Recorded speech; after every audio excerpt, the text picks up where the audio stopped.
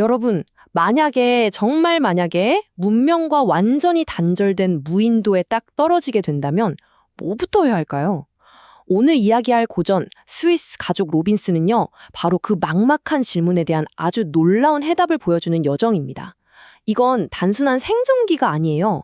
인간의 지혜와 끈기가 어떻게 아무것도 없는 곳에서 모든 것을 만들어내는지 그 과정을 함께 따라가 보겠습니다. 모든 것의 시작은요, 완전한 절망이었어요. 무려 엿새 동안이나 멈추지 않는 폭풍우가 거대한 배를 그냥 장난감처럼 집어삼키는 거예요. 결국 배는 끔찍한 소리를 내면서 부서지기 시작했죠. 희망이라는 단어 자체가 가장 먼저 부서져 내린 순간이었던 겁니다. 우린 끝났어. 이 말을 누가 했냐면요, 바로 그 배의 선장이었어요. 이건 그냥 포기하는 소리가 아니죠. 모든 걸 책임지는 사람이 자신의 모든 경험과 지식을 동원해도 더 이상 방법이 없다는 완전한 끝을 선언한 거나 마찬가지였습니다. 그런데 말이죠, 더 기가 막힌 건 선원들이었어요. 자기들만 살겠다고 구명보트를 타고 이 가족을 그냥 버리고 가버린 겁니다. 그러니까 이제 사회적인 안전망? 그런 건 다 사라진 거예요. 이 망망대해 위 부서진 배에서 이 가족은 이제 정말 오직 자기들 힘만으로 살아남아야 하는 거죠. 자, 이런 절망적인 상황에서 이 가족에게 첫 번째 미션이 주어집니다. 근데 이게 진짜 중요한 게 이 첫 번째 문제를 어떻게 해결하느냐가 앞으로 이 가족이 무인도에서 어떻게 살아갈지를 전부 보여주는 일종의 예고편 같았거든요. 그 질문이 뭐였을까요? 바로 이겁니다. 구명보트가 하나도 없는데 이 6식구를 어떻게 저기 보이는 해안까지 안전하게 데려갈 것인가? 여러분 같으면 어떻게 하시겠어요? 정말 막막하죠? 놀랍게도 해답은 아주 가까이에 아주 평범한 곳에 있었어요. 바로 통이었습니다, 통. 아버지가요, 이 텅 빈 통들을 모아서 반으로 자르고 그걸 널판지로 쭉 이어서 절대 가라앉지 않는 그런 뗏목을 뚝딱 만들어내는 거예요. 이게 그냥 제주가 좋다는 걸 넘어서서 주변에 널린 것들을 그냥 보지 않고 이걸로 뭘 할 수 있을까 하고 다르게 생각하는 이 가족의 생존 방식 그 자체를 보여주는 첫 장면이었던 거죠.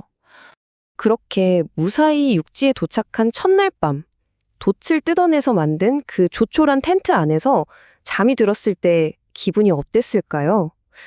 그 텐트는 그냥 비바람 막아주는 곳이 아니었어요. 지긋지긋한 폭풍우와 죽음의 공포에서 벗어나서 드디어 새로운 땅에서 첫 아침을 맞이할 수 있다는 그런 희망의 상징이었던 겁니다. 자, 여기서부터 이야기는 완전히 다른 국면으로 접어들어요. 이제는 그냥 하루하루 버티는 생존이 아니라 창조의 단계로 넘어가는 거죠. 로빈슨 가족은 더 이상 자연에 끌려다니지 않아요. 오히려 자신들의 뜻대로 이 섬을 바꾸고 만들어 나가는 말 그대로 섬의 주인이 되어 갑니다. 이들이 뭘 만들었는지 한번 보세요. 진짜 대단합니다. 30피트, 거의 9m 높이 나무 위에 팔콘 네스트라는 요새를 짓고요. 마음대로 올렸다 내렸다 할 수 있는 밧줄 사다리, 무거운 짐 나르는 설매, 심지어는 고무나무 수액으로 방수 신발까지 만들어요. 이게 끝이 아니에요. 난파선에서 가져온 부품들을 다 조립해서 핀네스라는 작은 배까지 다시 만들어냅니다. 정말 대단하지 않나요? 이 물건 하나하나가 그냥 발명품이 아니라 이 가족이 어떻게든 더 나은 삶을 만들려고 했던 그 의지를 보여주는 거예요. 생존을 넘어서 진짜 생활을 하고 있었던 거죠. 근데 진짜 클라이맥스는 따로 있어요. 아까 그 재조립한 배를 바다에 띄워야 되잖아요. 근데 길목이 막혀 있으니까 아버지가 화약통으로 길을 터버려요. 폭파시켜서요. 이 장면이야말로 이 가족이 얼마나 대담해졌는지를 보여주는 거죠. 이제 자연은 그냥 두려움의 대상이 아니라 자신들의 목적을 위해 적극적으로 활용하는 도구가 된 겁니다. 자, 그런데요. 이 가족의 이야기가 단순히 만들기를 잘했다. 여기서 끝나면 재미없죠. 더 중요한 건 이 물리적인 생존을 넘어서 어떻게 이곳에 그들만의 문화와 질서를 만들고 진짜 사회를 세워나갔냐는 거예요. 그 첫 번째 단계가 바로 이름 붙이기였어요. 처음 상륙했던 곳은 안전에만, 동료들을 애타게 차렸지만 허사였던 곳인 실망의 곳, 이런 식으로요. 이게 그냥 지도 만드는 거 아니잖아요? 낯설고 아무 의미 없던 공간에 자신들의 이야기, 감정, 역사를 새겨 넣는 거예요. 그러면서 이 정체 모를 섬이 드디어 추억이 있는 우리 집이 되어가는 거죠. 거기에 농사도 짓고 야생 당나귀 같은 동물들도 길들이고 또 매주 안식일에는 다 같이 모여서 예배를 드렸어요. 보세요. 이건 그냥 캠핑하는 게 아니죠. 자신들이 떠나온 세계의 좋은 가치, 질서 같은 것들을 잊지 않고 이 새로운 땅에 그대로 옮겨온 거예요.